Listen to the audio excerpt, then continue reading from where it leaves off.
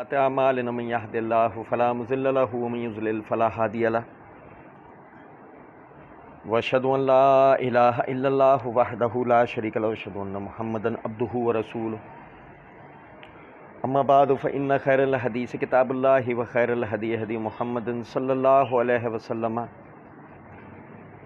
وشر الأمور محدثاتها وكل محدثة بدعة وكل بدعة ضلالة وكل ضلالة في النار. اعوذ باللہ السمیع العلیم من الشیطان الرجیم من حمزہ ونفخہ ونفثہ. بسم اللہ الرحمن الرحیم. اللہم صلی علی محمد وعلی آل محمد کما صلیت علی ابراہیم وعلی آل ابراہیم انک حمید مجید. اللہم بارک علی محمد وعلی آل محمد کما بارکت علی ابراہیم وعلی آل ابراہیم انک حمید مجید. رب اشرح لی صدری ویسر لی امری واحلل عقدۃ من لسانی یفقہوا قولی. رب زدنی علما. وما ارسلنا من رسول الا لیطاع باذن اللہ. اللہ رب العزت کے فضل و کرم سے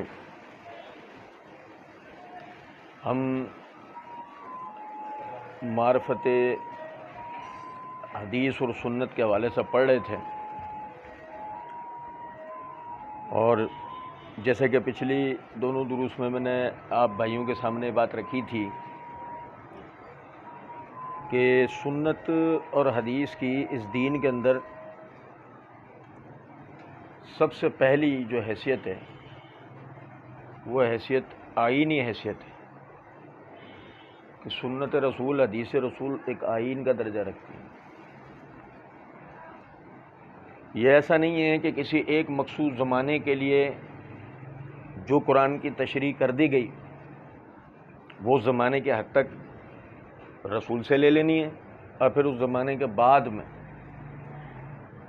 گزرے ایام میں جو بھی مسلمانوں کا حاکم، عالم، مجتہد، مفکر یا باصطلاح جدید اسکالر وہ اگر قرآن کی کو تشریح بیان کرے اور یوں کہے یہ میری رائے ہے، تو آیا وہ اس کے لیے آئینی حیثیت تو درکنار تشریحی حیثیت بھی رکھے گی یا نہیں؟ یہ اپنی جگہ ایک معاملہ ہے. ہم پڑھ رہے تھے کہ نبی صلی اللہ علیہ وسلم کی حیثیت اس دین کے عالم، مفسر اور اس دین کی توضیح کرنے والے کی، اور اس حیثیت کے بعد آپ واجب الاتباع ہیں ہر دور میں. جیسے کہ سورہ نساء کی آیت نمبر 64 کا ایک حصہ میں نے آپ بھائیوں کے سامنے پڑھا کہ اللہ نے فرمایا وما ارسلنا من رسول الا لیطاع باذن اللہ، اور ہم نے ہر رسول اس لیے بھیجا کہ ہمارے حکم سے اس کی پیروی کرو. تفسیر ابن کثیر کی جلد نمبر 1 کا صفحہ نمبر ہے 576. حافظ ابن کثیر رحمۃ اللہ علیہ کہتے ہیں کہ یہ آیت کا مطلب یہ ہے کہ ہر زمانے کے رسول کی تابعداری اس کی امت پر اللہ تعالیٰ کی طرف سے فرض ہوتی ہے. منصب رسالت یہی ہے کہ اس کے تمام فرمانوں کو اللہ کے احکام سمجھا جائے. یعنی کیا مطلب؟ ہر دور میں آنے والا جو رسول ہے وہ اپنی امت کے لیے واجب الاطاعت ہے، اور واجب الاطاعت ہوتے ہوئے اس کی امت پر یہ لازم ہے کہ جو کچھ وہ کہتا ہے نا اس کو وہ خدائی احکامات سمجھیں. وہ یہ نہ سمجھیں کہ یہ کوئی یعنی ان کی اپنی ذاتی آراء ہیں، یہ جس کو صحیح سمجھتے ہیں وہ ہیں، یا یہ معاشرتی اعتبار سے اس وقت جس چیز کو اہمیت دے رہے ہیں وہ اس وقت لے لینی ہے، لیکن بعد میں ان کی بیان کردہ توضیحات کی کوئی حیثیت نہیں ہوگی. ایسا نہیں. ہر رسول اس لیے بھیجا گیا ہے کہ ہر دور میں ان رسولوں کی پیروی ہوگی، سوائے اس کے کہ جب نبی صلی اللہ علیہ وسلم آخری رسول کے حیثیت سے آ گئے، اب پچھلی تمام شریعتیں منسوخ ہو گئیں، پچھلے تمام نبیوں کی تابعداری ختم ہو گئی، اب صرف اور صرف نبی صلی اللہ علیہ وسلم کی تابعداری ہوگی. تابعداری کی روح سے جیسے کہ مثال ہے غامدی صاحب جو کہتے ہیں کہ اصل میں سنت جو ہے نا شریعت ابراہیمی کا نام ہے، وہ چیزیں جو شریعت ابراہیمی سے نسل در نسل ہم تک چل کر آئیں اور جس پر امت کا تواتر عملی ہے، تو اس تواتر عملی کو ہم لیتے ہیں، یہ سنت ہے۔ ہم کہتے ہیں یہ سنت نہیں ہے، سنت وہ ہے جو نبی نے کر کے دکھایا ہے۔ ہم شریعت ابراہیمی کی کسی بھی چیز کو نبی صلی اللہ علیہ وسلم پر ایمان لے آنے کے بعد تسلیم کرتے ہی نہیں ہیں، سوائے اس کے کہ نبی صلی اللہ علیہ وسلم ہمیں توجہ دلائیں کہ اس پہ عمل کرنا ہے۔ آپ میری بات سمجھ رہے ہیں؟ یہ بہت بڑا ایک فرق ہے بات کا۔ انبیاء پر ایمان لانا، ان پر اتری کتب پر ایمان لانا، وہ ایک علیحدہ بحث ہے، وہ ہمارے ایمانیات میں سے، لیکن ان کے بیان کردہ جو تعلیمات ہیں ان کی تابعداری جب ہوگی جب نبی صلی اللہ علیہ وسلم اس کی تصدیق کر دیں گے اپنے قول سے، اپنے عمل سے۔ اگر آپ نے ان میں سے کسی چیز پہ عمل نہیں کرا، ہمارے لیے وہ لائق اطاعت و اتباع نہیں ہے۔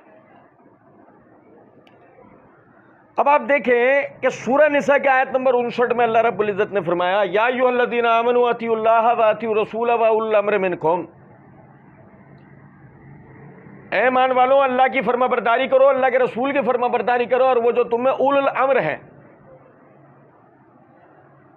اول الامر کی یعنی کہ غامدی صاحب کی ہوئی تشریحات کی روح سے ہی اگر ہم دیکھیں تو اول الامر کو وہ بھی دو معنوں میں تسلیم کرتے ہیں، ایک حاکم وقت، دو مجتہد عالم۔ صحیح؟ اب جب حاکم وقت ہے اس کی اطاعت و اتباع ہوگی، جی اس کی اطاعت و اتباع ہوگی۔ اس کی اطاعت و اتباع کس حیثیت سے ہوگی کہ اس کے بعد جب دوسرا کوئی حاکم آ جائے گا تو اب پہلے والے کی اطاعت ختم، دوسرے والے کی ہوگی۔ ایسا ہی ہے؟ جواب آئے گا جی ہاں ایسا ہی ہے۔ سوال یہ پیدا ہوتا ہے پھر حاکم وقت کی اطاعت و اتباع اور رسول کی اطاعت و اتباع میں فرق کیا رہا؟ بھائی میرے، یہی وجہ ہے کہ جب ہم آیت کے سیاق کو بھی دیکھتے ہیں تو اللہ رب العزت نے آگے فَإِن تَنَازَعْتُمْ فِي شَيْءٍ فَرُدُّوهُ إِلَى اللَّهِ وَالرَّسُولِ کہہ کر یہ واضح کر دیا کہ اول امر کی اطاعت پیچھے گزرے دو میں سے کسی ایک قرینے کے ساتھ لازم ہے، علیحدہ نہیں۔ یہ واو عطفیہ نہیں تفسیریہ ہے کہ اللہ یہ کہہ رہا ہے یا ایھا الذین آمنوا اطیعوا اللہ واطیعوا الرسول، اے ایمان والو اللہ کی اطاعت کرو اور رسول کی اطاعت کرو۔ یہ یہاں بات ختم۔ اب جو وہ اولی الامر ہیں، وہ اولی الامر رسول کی اطاعت و اتباع کے ساتھ علیحدہ نہیں۔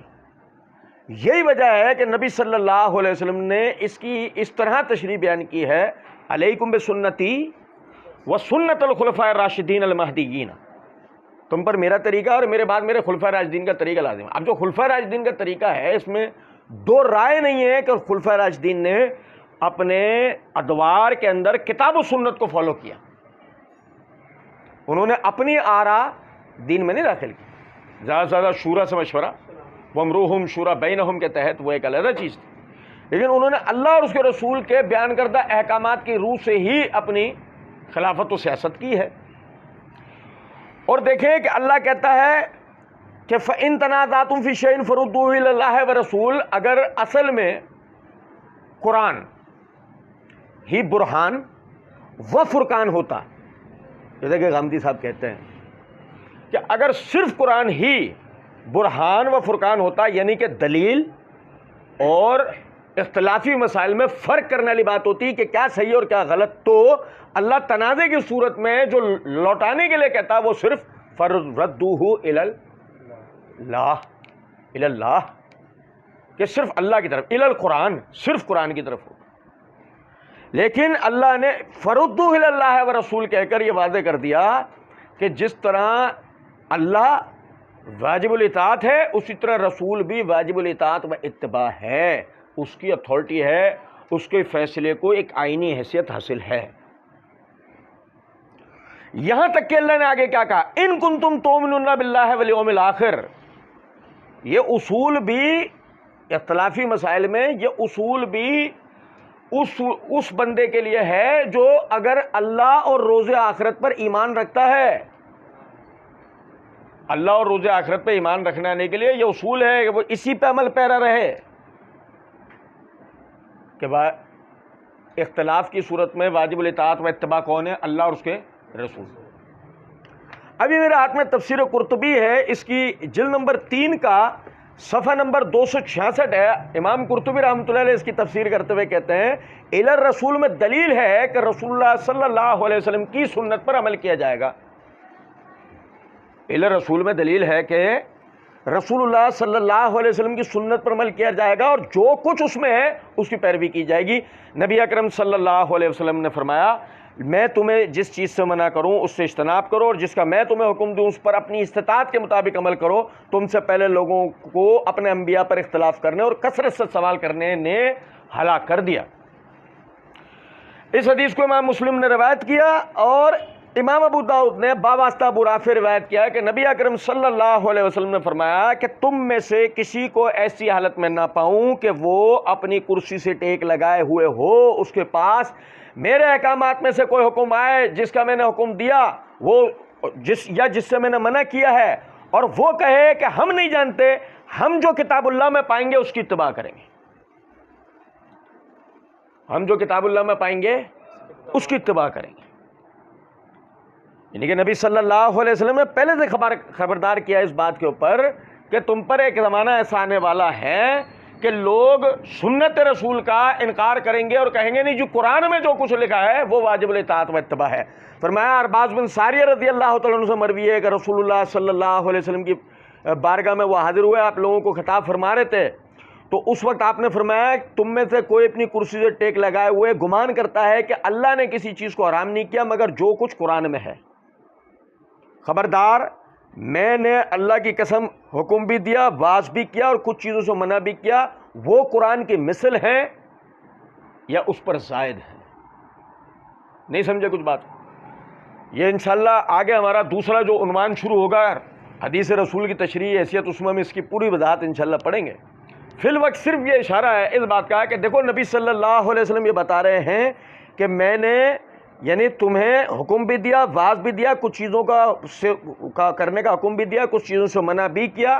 وہ قرآن کی مثل ہے، وہ قرآن کی مثل ہے، قرآن کی مانند ہے. جس طرح قرآن اہمیت رکھتا ہے اسی طرح وہ میری بات بھی اہمیت رکھتی ہے. اچھا پھر یہ دیکھیں سورہ احزاب کی آیت نمبر 36 کے اندر اللہ رب العزت نے فرمایا وما کان لمؤمن ولا مؤمنۃ اذا قضى الله ورسوله امرا ان يكون لهم الخيرة من امرهم. اب دیکھو ذرا غور طلب بات ہے. قضا تو کہتے ہی آئینی فیصلے کو ہیں بھائی میرے، نہیں سمجھے؟ قضا جو ہے نا، قضا بھائی دیکھو نا، قاضی جج کو کہتے ہیں نا، قضا تو کہتے ہی آئینی فیصلے کو ہے. اللہ کہہ رہا ہے وما کان لمؤمن ولا مؤمنۃ، کسی مومن مرد کے لیے اور عورت کے لیے یہ جائز نہیں ہے اذا قضى اللہ ورسولہ، اللہ اور اس کا رسول کوئی فیصلہ کرے. لفظ کیا استعمال کیا؟ قضا کا. اللہ اور اس کا رسول کوئی فیصلہ کرے کسی معاملے میں، ان یکون لهم الخیرۃ من امرہم، کہ ان میں اس مسئلے میں اس معاملے میں انہیں کوئی اختیار باقی رہ جائے. میری رائے یہ ہے. آپ نہیں سمجھے؟ جدید دور کے فلاں اسلوب یا فلاں مسئلے کے اعتبار سے میں ان احکامات پر یہ رائے دیتا ہوں. اللہ کہتا ہے کہ کسی کے لیے لائق نہیں ہے کہ اللہ اور اس کے رسول کے فیصلے کے بعد انہیں اس معاملے میں کسی قسم کا کوئی اختیار باقی رہ جائے. وَمَن يَعْصِ اللَّهَ وَرَسُولَهُ فَقَدْ ضَلَّ ضَلَالًا مُبِينًا، کہ جو اللہ اور اس کے رسول کی نافرمانی کرے گا وہ کھلی گمراہی کے اندر جا پڑا. اب دیکھیں یہاں غور طلب نقطہ ہے، یہاں بات صرف اللہ کے فیصلے کی نہیں ہو رہی، کس کے فیصلے کی ہو رہی ہے؟ اللہ اور اس کے رسول کا فیصلہ. کسی کے ذہن میں ایک خیال گزرے رسول کا فیصلہ اللہ ہی کا تو فیصلہ ہے، بظاہر کتنی اچھی لگی بات، کہنے میں جملہ کتنا اچھا لگا، اور آگے اب وہ معنی یہ نکالے کہ جو رسول جو فیصلہ کرے گا وہ قرآن ہی کی سے تو فیصلہ کرے گا. تو ہم کہتے ہیں کہ اختلاف اس درجے پر ہے کہ قرآن سے فیصلہ نہیں، وحی سے فیصلہ کرے گا. اختلاف اس درجے میں ہے، قرآن سے نہیں، وحی سے. اب ذہن میں دوسرا خیال آئے گا تو قرآن کیا ہے؟ وحی ہے. تو پھر جب وحی سے فیصلہ کرے گا تو قرآن کیوں نہیں؟ تو ہم کہتے ہیں نہیں، وحی کا دوسرا حصہ، وحی کا دوسرا حصہ، جسے بدقسمتی سے یہ حضرات تسلیم نہیں کرتے. کیونکہ مسئلہ یہ ہے کہ جو قرآن کا فیصلہ ہو گیا، بھائی دیکھیں قرآن کا جو فیصلہ ہو گیا، مثال دیتا ہوں آپ کو، وَقَضَىٰ رَبُّكَ أَلَّا تَعْبُدُوا إِلَّا إِيَّاهُ وَبِالْوَالِدَيْنِ إِحْسَانًا. اب یہاں اللہ نے کیا کہا؟ وَقَضَىٰ رَبُّكَ، تیرے رب نے فیصلہ کیا. نہیں سمجھے؟ یہ سورہ بنی اسرائیل کی آیت توجہ دلا رہی ہے کہ یہاں فیصلہ کیا، کس طرح اللہ نے بیان کیا؟ وَقَضَىٰ رَبُّكَ، فیصلہ تیرے رب نے کیا. لیکن اس مقام پر آ کے فرمایا اذا قضى اللہ ورسولہ، یعنی کہ یہی نہیں کہ قضا اللہ ہی کی طرف سے ہے، یعنی وہ فیصلہ جو شرعی فیصلہ ہے، وہ شرعی فیصلہ رسول کی طرف سے بھی ہے. وہی کی دو قسمیں ہوں گی، ایک وہ جو اللہ کا فیصلہ ہے جو قرآن میں منقول ہے، موجود ہے، اور ایک وہ جو، اور انتہائی معذرت کے ساتھ ہم تو پہلے والی یعنی کہ درس سے یہ توجہ دلا رہے ہیں کہ ہم تو انشاءاللہ آگے جا کر یہ بات پڑھیں گے کہ اصل میں تو فیصلہ ہی رسول کا ہے. بظاہر بڑی عجیب لگتی ہے بات، لیکن جب ہم اس کے دلائل پڑھیں گے نا بات سمجھ میں آئے گی. اصل میں تو فیصلہ کس کا ہے؟ رسول کے فیصلے سے میں اللہ کے فیصلے کا پتہ لگتا ہے، ورنہ اللہ کے فیصلے کو ہم علیحدہ سمجھ سکتے، علیحدہ نہیں سمجھ سکتے. اسی طرح آپ دیکھیں سورہ حشر کے اندر اللہ رب العزت نے آیت نمبر 8 کے اندر فرمایا وَمَا آتَاكُمُ الرَّسُولُ فَخُذُوهُ وَمَا نَهَاكُمْ عَنْهُ فَانْتَهُوا وَاتَّقُوا اللَّهَ إِنَّ اللَّهَ شَدِيدُ الْعِقَابِ. اچھا آپ دیکھیں ایک غور طلب نقطہ ہے، ذہن میں یہ خیال آ رہا ہوگا کہ ہم اب تک، یعنی تیسری ریکارڈنگ ہماری یہ شروع ہو گئی ہے، اب تک ہم صرف قرآن کیوں پڑھ رہے ہیں؟ ہم قرآن اس لیے پڑھ رہے ہیں کہ ہم یہ سمجھنا چاہ رہے ہیں رسول کی آئینی حیثیت احادیث نے نہیں قائم کی ہے، وہ قرآن میں طے ہے. سنت و حدیث کی آئینی حیثیت حدیث نے نہیں قائم کی ہے، وہ قرآن میں پہلے سے طے ہے. اور آپ دیکھیں کہ اگلا حصہ جو ہم، اگلا حصہ یعنی حدیث رسول کی تشریحی حیثیت کو جب ہم پڑھیں گے نا آگے، تو وہاں بھی ہم حدیثیں نہیں پڑھیں گے جان بوجھ کے، صحابہ کے اقوال و آثار پڑھیں گے. کیونکہ مسئلہ تو وہی ہے نا کہ اصل میں اختلاف کس سے کیا گیا؟ حدیث سے. اختلاف اس سے کیا گیا؟ ہم تو وہ پڑھ کے ہی نہیں سنا رہے نا آپ کو، ہم تو آپ کو پڑھ کے سنائیں گے قرآن، اور ہم تو آپ کو پڑھ کے سنائیں گے وہ جس کو آپ نے تواتر عملی قرار دیا، اجماع امت قرار دیا. سمجھے ہیں بات کو؟ یعنی آثار صحابہ و تابعین. تو وہ حضرات پہلے دوسرے تیسرے زمانے کے وہ حضرات کہ جنہیں حقیقت میں دین کی تشریحات و توضیحات پوری دنیا تک پہنچانی تھی، چاہے وہ نصوص کے ذریعے ہو، چاہے ان کی تشریحات کے ذریعے، اور چاہے وہ ان پر اجتہادات کی روح ہو. ان کی تو آج کے لوگوں سے زیادہ ذمہ داری تھی. آج تو یہ نا کہ قرآن اور حدیث جو ہے ہمارے پاس پوری دنیا کے اندر پہنچا ہوا ہے. یہ تو ہمارے اوپر ہے کہ ہم پڑھیں سیکھیں سمجھیں. تو ایک دیگر بات ہے پڑھتے نہیں ہیں تو اس سے ہمیں مسئلہ ہوتا ہے. لیکن اب وہ نہیں ہے مسئلہ کہ ہمیں دین کی تشریحات و توضیحات کو باقاعدہ ایک جگہ پر وہ لکھی ہوئی نہیں ہے، پڑھنا سیکھنا پڑے گا، سمجھنا پڑے گا. وہ وقت نہیں ہے. اب تو بڑی آسانی کا وقت ہے، اب تو ہر چیز موجود ہے. تو سمجھیں کہ اللہ رب العزت کہتا ہے وَمَا آتَاكُمُ الرَّسُولُ فَخُذُوهُ، میرا رسول تمہیں جو دے اسے لے لو. ابھی ذہن میں خیال آتا ہے، سوری، مال غنیمت کے حوالے سے، یہ آیت کس حوالے سے؟ اور انتہائی معذرت کے ساتھ یہ مال غنیمت کے حوالے سے یہ یہیں قرآن میں درج ہے یا وہی حدیث اٹھانی پڑے گی جس کو آپ نے پہلے مشکوک بنایا؟ کہ قرآن نے ماں اپنے عموم پر بیان کر دیا ہے. وَمَا آتَاكُمُ الرَّسُولُ فَخُذُوهُ، رسول جو کچھ تمہیں دے اس ماں اپنے عموم پہ داخل ہو گیا. فی الحال سیاق کے اعتبار سے مال غنیمت آ جائے, لیکن اللہ نے تو اس میں عمومی لفظ داخل کر دیا ہے, رسول تمہیں جو دے اسے لے لو. وما نہاکم عنہ فانتہوا, اور جس سے رسول تمہیں روک دو اس سے باز آ جاؤ, اس سے رک جاؤ. اب بات تو وہی آ گئی نا کہ اگر آپ نے اپنے الو کو ٹیڑھا کرنے کے لیے, ایک تو ہے نا الو سیدھا کرنے کے لیے, یہاں الو سیدھا نہیں ہوتا, یہاں الو ٹیڑھا ہوتا ہے. حدیث کے انکار کے بعد کبھی بھی الو سیدھا نہیں ہوتا, الو ہمیشہ ٹیڑھا ہوتا ہے. یہاں آپ نے اپنے الو کو ٹیڑھا کرنے کے لیے سہارا کس کا لیا؟ حدیث کا, اور بارہا آپ نے اسی حدیث کو جھٹلایا. یہ کیوں؟ میں عموماً ایک بات کہا کرتا ہوں, آخر کار ہمارا سامنا جو ہے نا قوم شعیب والی حرکت سے ہو ہی جاتا ہے کہ لینے کے بعد کچھ اور ہوتے ہیں اور دینے کے کچھ اور ہوتے ہیں. اب دیکھیں اللہ تعالیٰ نے کہا وما آتاکم الرسول فخذوہ, یہاں پہ غور طلب نکتہ ہے, یہ وہی قرآن ہے کہ جس میں اللہ تعالیٰ نے بنی اسرائیل کے لیے ذکر کیا خذ الکتاب بقوۃ. پڑھو آپ سورہ بقرہ, یہ وہی قرآن ہے جو جب بنی اسرائیل کا ذکر آتا ہے تو یہ کہتا ہے کہ موسیٰ علیہ السلام جو وہ توریت لے کر گئے تھے اور جس میں وہ بہانے بازیاں کر رہے تھے, تو اللہ تعالیٰ انہیں موسیٰ کی تابعداری کا نہیں کہہ رہا, وہاں کیا کہہ رہا ہے؟ خذ الکتاب بقوۃ, اس کتاب کو مضبوطی سے تھامو. جب وہاں اللہ یہ کہہ سکتا ہے خذ الکتاب بقوۃ, یہاں وہی اللہ یہ بات نہیں کہہ سکتا قرآن کے لیے؟ بتائیے, کہہ سکتا ہے نا کہ جب وہاں کہا ان کے لیے کہا, یہاں ہمارے لیے بھی تو کہہ دینا چاہیے تھا نا صلی اللہ علیہ وسلم. لیکن نہیں, جو وہ غلطی ہوئی تھی ان سے, جس نیتوں کی وجہ سے وہاں انہوں نے توریت کو رد کیا تھا, اسی نیت سے آج قرآن رد ہوگا کہ اصل میں انہوں نے موسیٰ کی پیروی نہیں کی تھی, انہوں نے موسیٰ پہ شک کیا تھا. ایسے یہ مسئلہ ہے. ہاں بہانے ہزار ہیں بنانے کو, تو یہ بھی بہانہ بنایا جا سکتا ہے نا کہ حدیثیں 300 سال بعد لکھی گئیں, جو جیسا ہم پڑھیں گے انشاءاللہ. اور یہاں میں آپ کو ایک اور لطیفہ بتاؤں. کیا ہوا کہ جیسے ہمارے یہ پچھلے 2 ریکارڈنگز اپلوڈ ہوئیں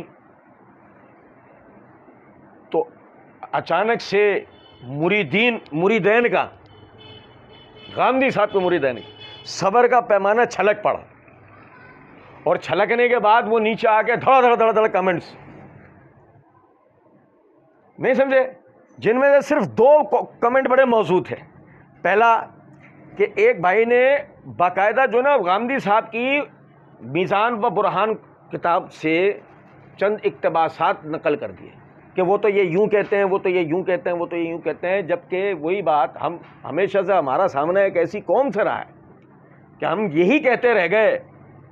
اب بھائی پہلے غور سے سن تو لو سامنے والا بول کیا رہا ہے, رکو ذرا, صبر کرو. یہ بھی تو تمہید ہے, انہوں نے کیا کہا ہے کیا نہیں کہا ہے وہ تو ہم آپ کو اب پڑھ کے سنائیں گے انشاءاللہ. وہ الگ بات ہے کہ آخر میں آپ کو وہی قدیم بہانہ ملے گا جو نسلوں سے آپ کے پاس چلا آ رہا ہے. آپ غامدی صاحب کو سمجھ نہیں پائے, وہ تو صدیوں سے بس صرف آخری یہی بہانہ بچا ہے, اور اس کے علاوہ آخر میں کوئی چیز بچے گی انشاءاللہ؟ کچھ بھی نہیں بچے گا. اور دوسرا یہ کہ ایک صاحب نے کمنٹ کیا, نہیں تو اس میں کہاں 2 رائے ہیں کہ جو حدیث کا مجموعہ ہے کیا یہ قرآن کی طرح مستند ہے, اور یہیں سے ہمارا مقدمہ مضبوط ہوا ان لوگوں کے لیے جو یہ کہتے ہیں نہیں غامدی صاحب اصلاً منکر حدیث نہیں ہے تو وکالت کے لیے منکر حدیث کیوں ہیں؟ جیسے مرزا صاحب رافضی تھے نا تو وکالت کے لیے کون آ رہے تھے؟ دیکھ کالے پیلے نیلے ہر قسم کے کھٹمل آ رہے تھے نہیں آ رہے تھے. جیسے کمبھ کے میلے میں بچھڑا تھا یہ ان سے, نہیں سمجھے, خون پکار رہا ہے سفید والا, نہیں سمجھے. اب بالکل وہی والا مسئلہ ہے کہ اگر بھائی صاحب ہمارے نہیں تھے منکر حدیث تو پھر نیچے ہمارا مقابلہ کرنے سارے منکر حدیث کیوں آ رہے ہیں؟ ایک بات چلے, اللہ کہہ رہا ہے رسول کی اتھارٹی, رسول کی آئینی حیثیت بیان کرتے ہوئے کہہ رہا ہے وما آتاکم الرسول فخذوہ وما نہاکم عنہ فانتہوا, رسول تمہیں جو دے اسے لے لو, جس چیز سے روکو اسے رک جاؤ. اور دیکھو وارننگ کے ساتھ واتقوا اللہ, چھوٹی بات نہیں, دیکھو آئینی حیثیت تھی تبھی تو وارننگ ساتھ آئی نا, واتقوا اللہ, قانون کو توڑو گے آپ کے ساتھ یہ ہوگا. ہے بھائی, ہوتا ہے بھائی, ایسا نہیں ہوتا. قانون کو توڑو گے اس کے اوپر یہ سزا ہے. ہوتا ہے ایسا نہیں ہوتا ہے. قانون تھا تو دیکھو سزا ساتھ اللہ بیان کر رہا ہے, واتقوا اللہ, اور اللہ سے ڈرو, ان اللہ شدید العقاب, بے شک اللہ کی پکڑ بہت سخت ہے. یہ تھی نا آئینی حیثیت, جبھی تو اللہ نے ساتھ اس قانون کو توڑنے والے کا عذاب اور سزا بھی بیان کر دی. پھر دیکھیے گا ذرا بات کو,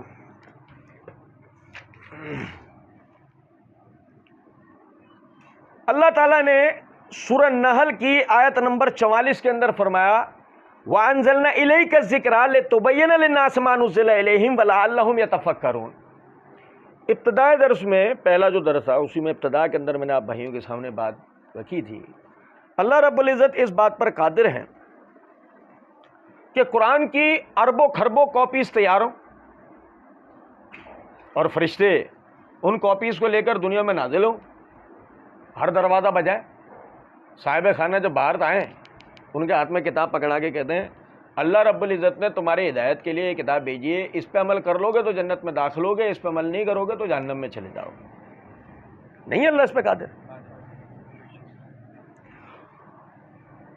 لیکن اگر فرض کریں کہ کوئی ابو جہل جیسا ہوا اور اس نے یہ کہہ دیا کہ بھائی یہ کتاب تو آپ نے دے دی, اچھا ایک منٹ ذرا رکنا, یہ لکھا ہے اقیم الصلاۃ, تو صلاۃ سے یہاں کیا مراد ہے؟ ہماری زبان میں تو یہ کہتے ہیں, جیسے پرویز صاحب کی زبان میں کولے ہلانا کہتے ہیں, انہوں نے لکھا ہے, نہیں سمجھے. اب آپ دیکھیں غور طلب نکتہ ہے کہ بھائی وہ کہہ دے ابو جہل کہ یہاں آپ کیا مراد لی اللہ نے, اچھا وہ بتایا یہ یہاں مراد نماز ہے. اچھا ان اللہ ملائکۃ یصلون علی النبی کے اندر صلاۃ کیا مراد ہے؟ یا مراد درود ہے. اور یہ جو وَهُوَ قَائِمٌ يُصَلِّي فِي الْمِحْرَابِ, سورہ آل عمران میں اللہ رب العزت نے زکریا علیہ السلام کے لیے جو کہا, یہاں صلاۃ سے کیا مراد ہے؟ یہ مراد دعا ہے. یہاں مراد نماز ہے, وہاں مراد درود ہے, اور یہ مراد. اب یہ تو پوچھا اس نے صرف صلاۃ کے لیے, یہ ہو گیا. اب وہ پلٹ گیا, اچھا رکو تو صحیح, یہ آگے لکھا ہے وَآتُوا الزَّکَاۃَ, تو زکوٰۃ تو ہمارے یہاں تزکیے کے معنی میں بھی آتا ہے, تو یہ کیا ہے ذرا زکوٰۃ بتانا, یہاں کیا مراد ہے؟ میں جا چھوٹی گٹی کے نیچے سے گائیڈ لے لے.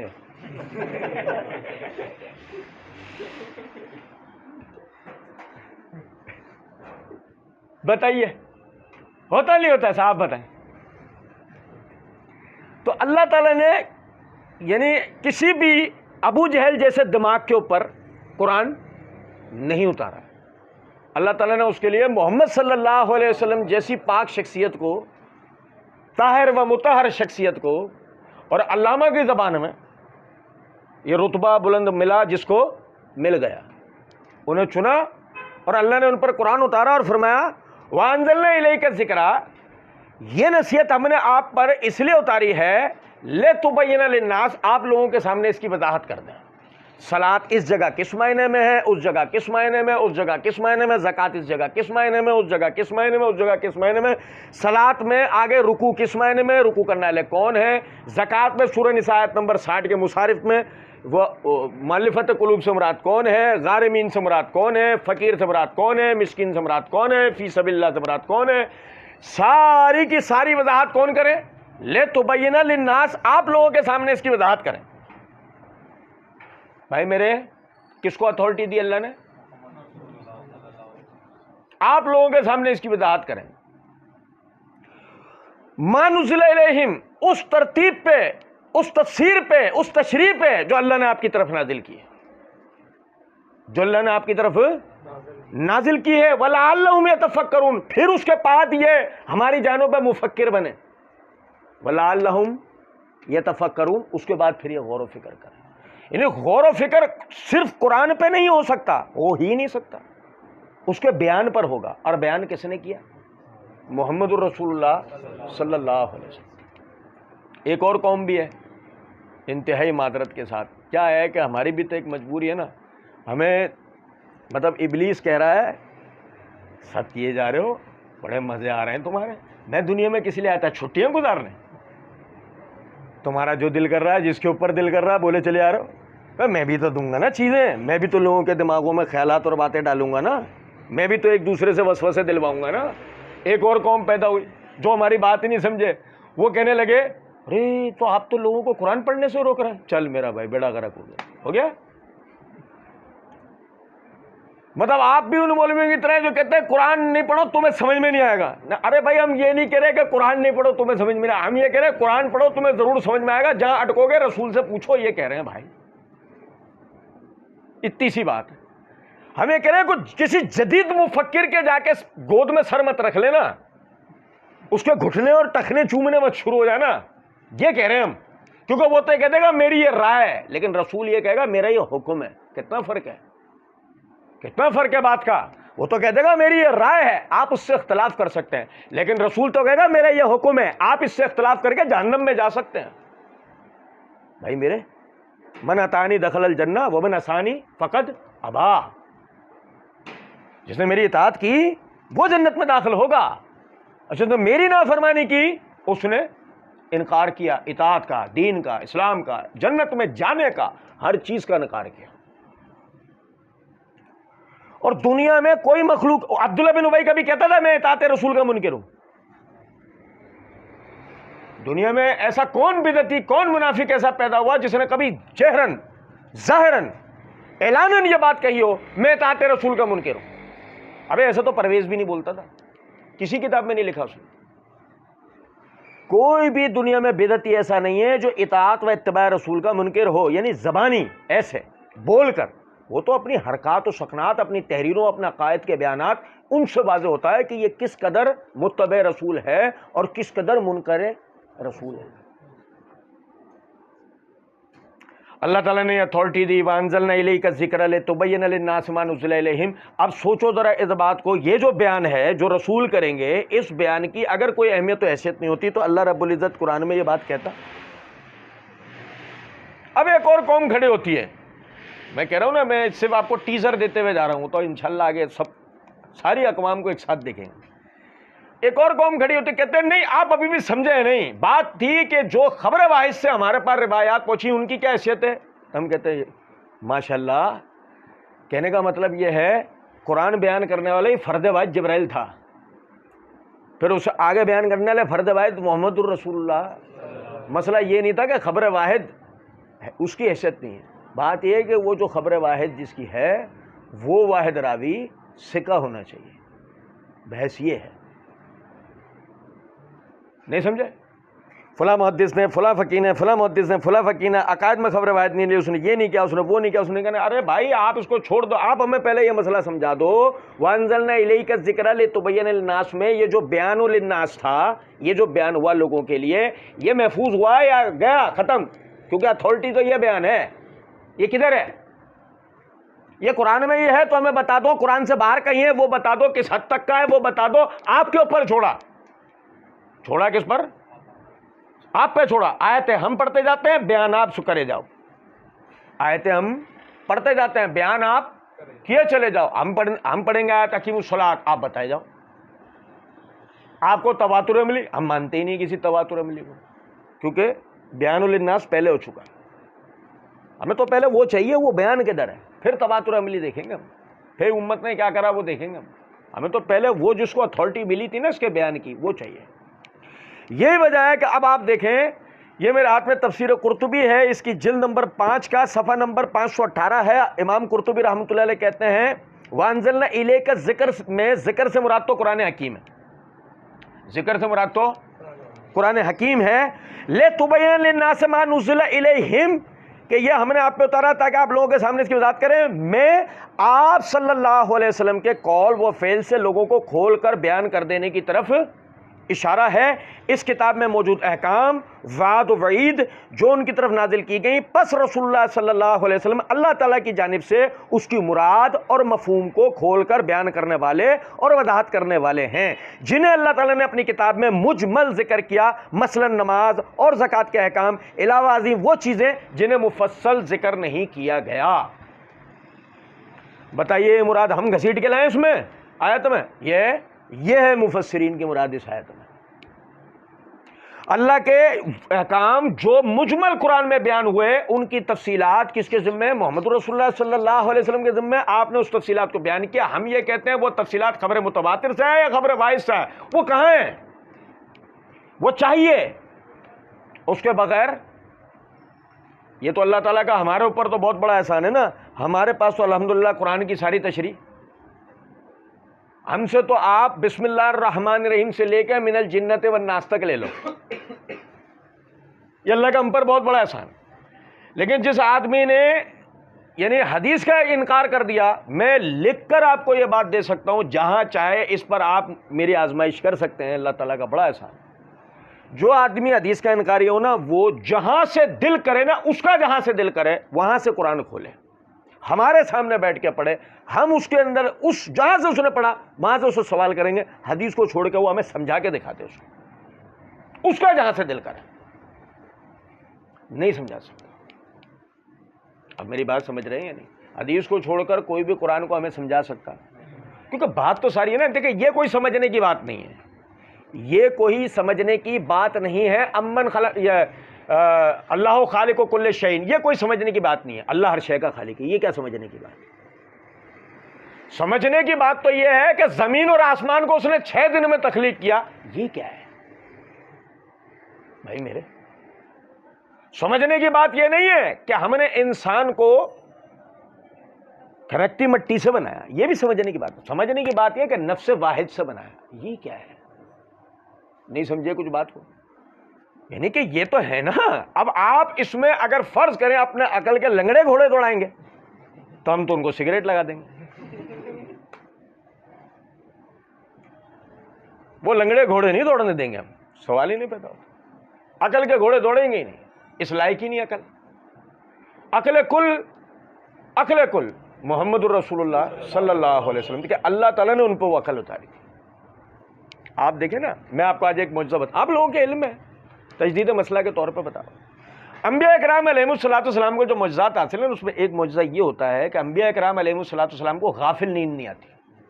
اب آپ سوتے ہیں نا، ہم آپ بے خبر سوتے ہیں، بعض مرتبہ ہمیں یہ بھی نہیں پتہ ہوتا کہ ہم پیر ہمارے کدھر ہیں، ہاتھ ہمارے کدھر ہیں، منہ کہاں پڑا ہے، کس کروٹ پہ ہے، اوندھے پڑے، چت پڑے، سیدھے پڑے، کیسے پڑے۔ بعض مرتبہ اتنے مدوش ہوتے ہیں کہ خواب دیکھا ہوتا ہے، اٹھے 1 سیکنڈ میں نہیں گزرا، پوچھا تو نے خواب میں کیا دیکھا؟ یار پتہ نہیں، حالانکہ اس نے خواب دیکھا ہوتا ہے، اتنی غافل نیند ہوتی ہے۔ لیکن انبیاء کرام علیہ الصلوۃ والسلام کو غافل نیند نہیں آتی، کیوں؟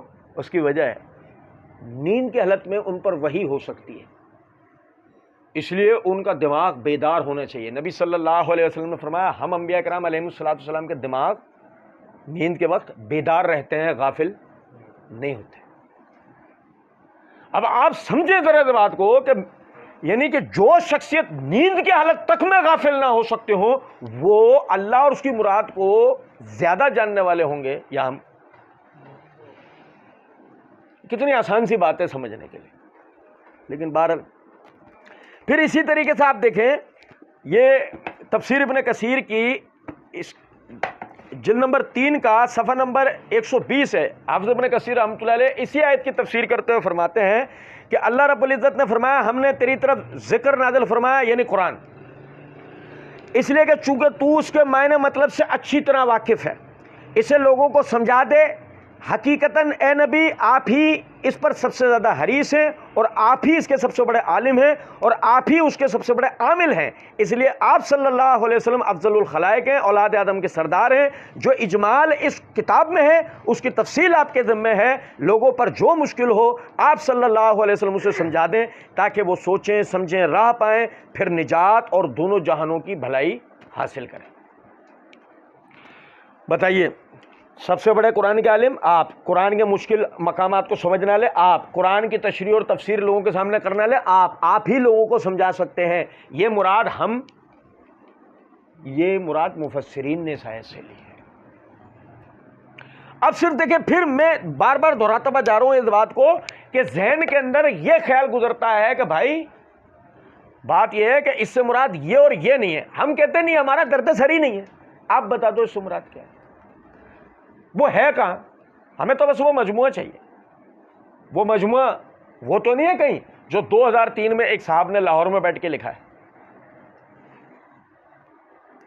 کیونکہ دنیا اس سے پہلے بھی اسی قرآن پہ عمل کر کے جنت میں گئی ہے اور اسی پہ عمل نہ کرنے کے نتیجے میں جہنم میں گئی ہے.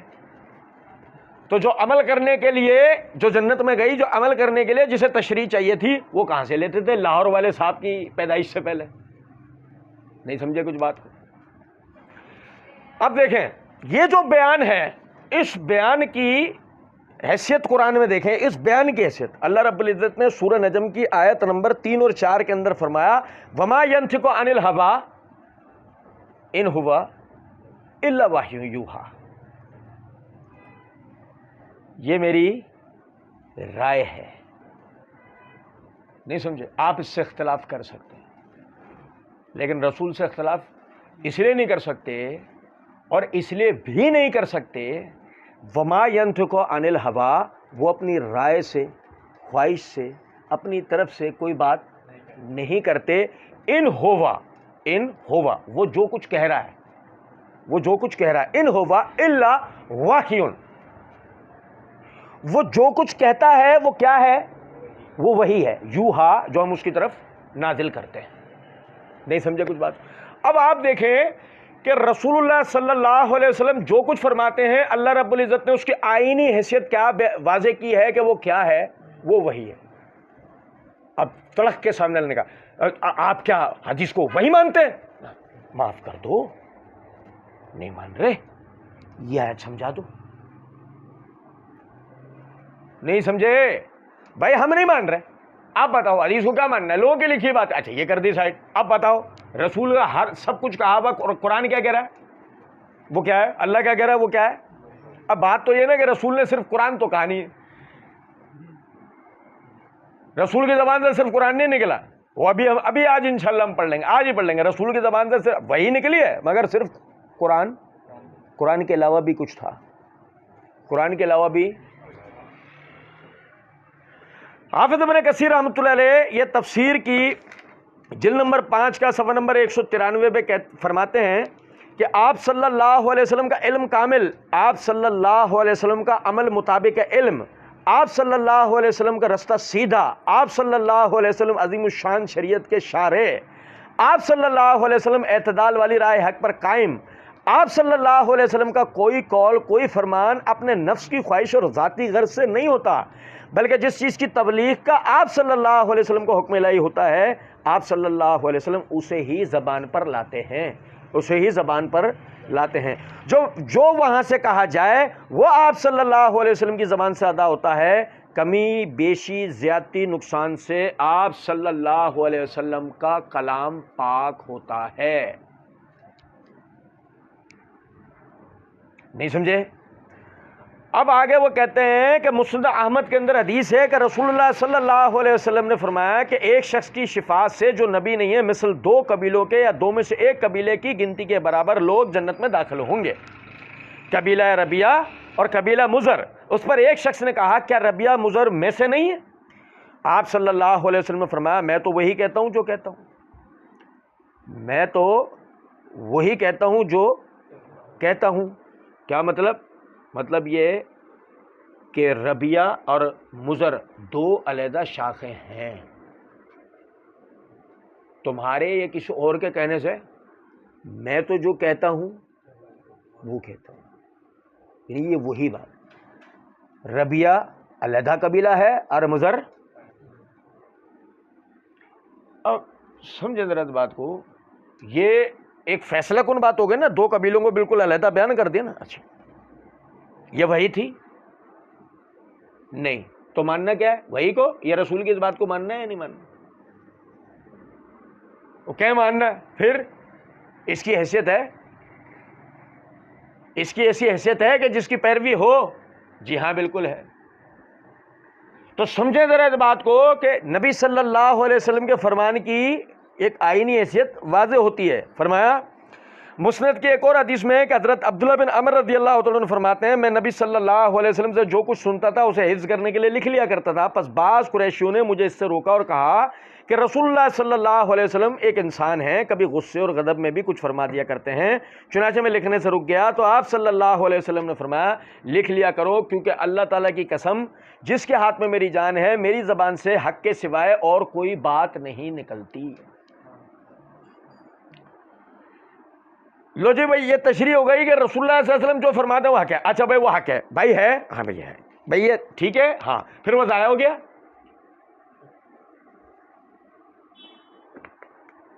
یہ رہا؟ اگر مثال کے طور پر وہ رہا، ضائع نہیں ہوا، تو وہ مجموعہ کہاں ہے؟ وہ حدیث ہے؟ جی بالکل وہ حدیث ہے۔ جب وہ حدیث ہے تو یہ ہمارا مقدمہ حل ہو گیا، ختم ہو گئی بات۔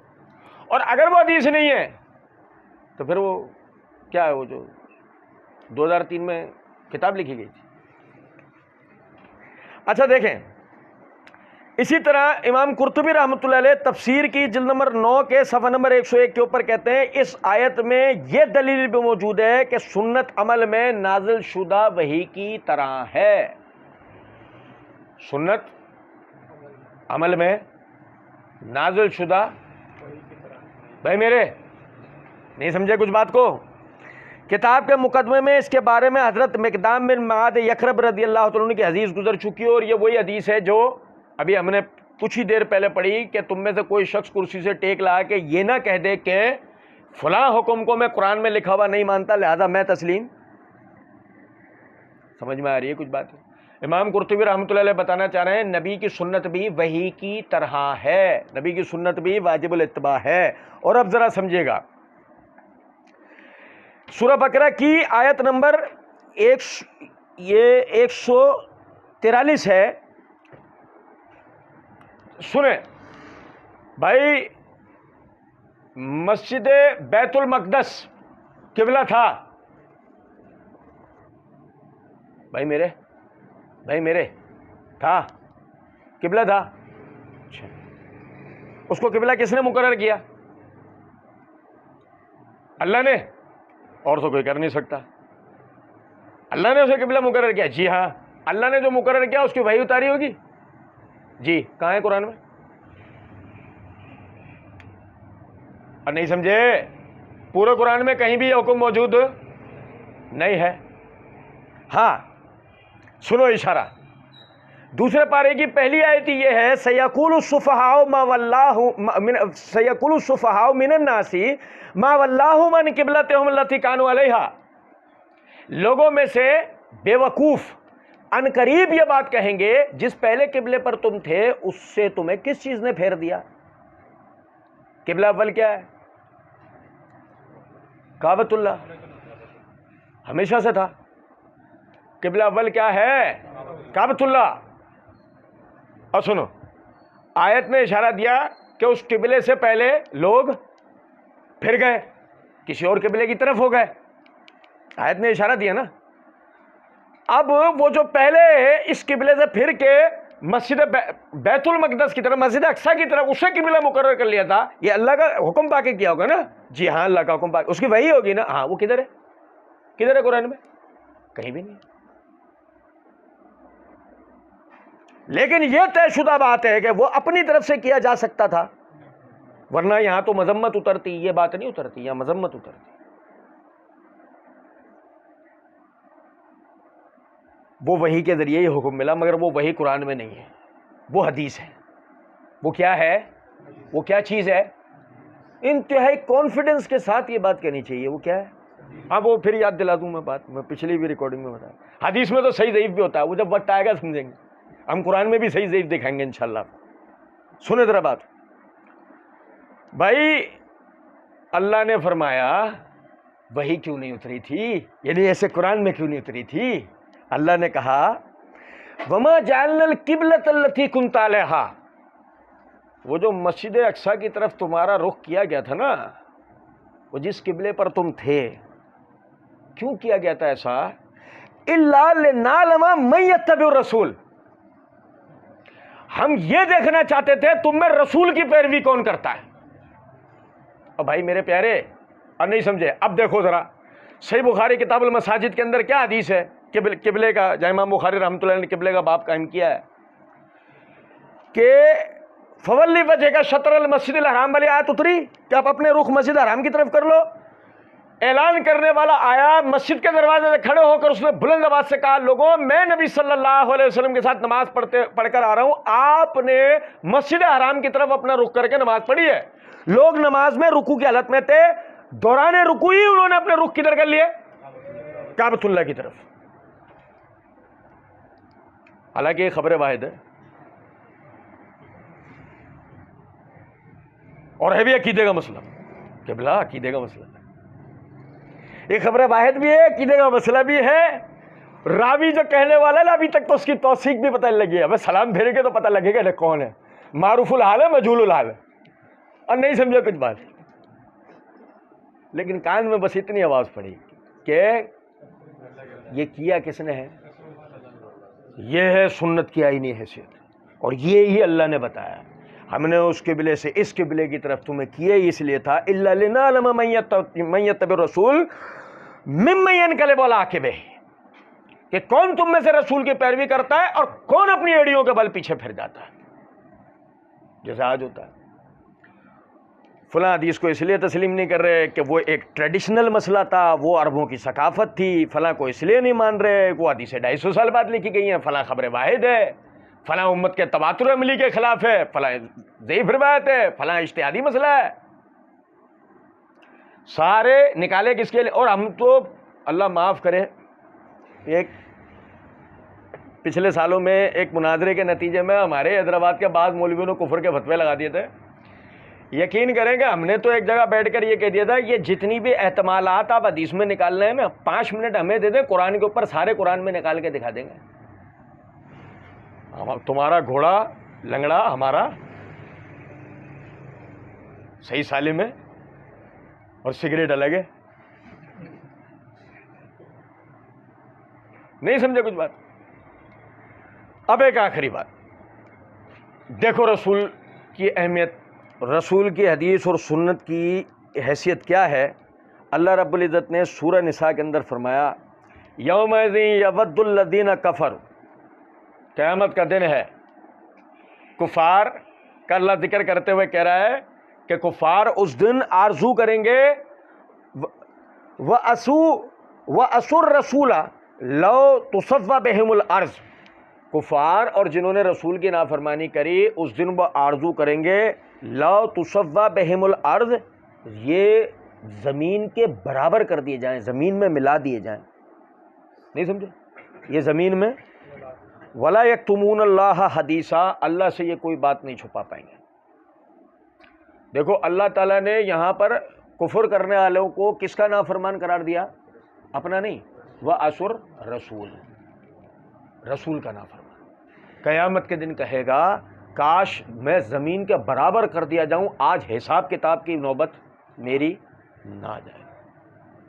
یاد رکھیں اس بات کو کہ نبی صلی اللہ علیہ وسلم کی حدیث اور سنت کی تشریحی حیثیت تو ہے، جو اب ہم اگلا سیشن ہمارا وہی ہے، ہم اس کو پڑھیں گے انشاءاللہ، لیکن اس سے پہلے اس کی آئینی حیثیت ہے. اس آئینی حیثیت کو جب تک ہم تسلیم نہیں کریں گے اس وقت تک ساری بات بیکار ہے، پورے دین کی تشریح اور توضیح بیکار ہے.